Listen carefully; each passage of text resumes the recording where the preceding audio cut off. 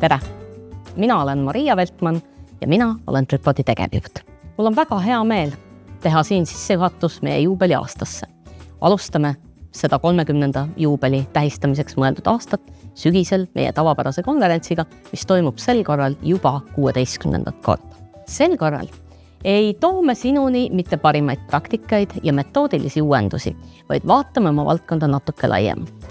Oleme veendunud ja jõudnud selleni, et lihtsamad, väiksemad ja konkreetsemad teemad, küsimused oleme me organisatsioonides ja ühiskonnas laiemalt suutnud juba üsna hästi lahendada. See, mis meie ees seisab, on tihti komplekssem, keerukam ja detailidele otsa vaatamiseks, selle mõistmiseks ja edendamiseks enam ei piisa.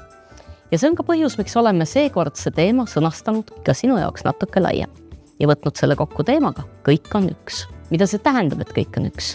Kõik on üks tähendabki seda, et komplekssed süsteemid, ökosüsteemid, organisatsioonid, meeskonnad toimivad tihti just sarnaste põhimõtete alusel ja tihti selleks, et mõista niisuguseid laiemaid analoogiaid ja sügavamat tausta, ongi mõistlik vaadata mitte ainult otsa sellele detailile, vaid vaadata ja otsida seda põhimõtet natuke laiemalt.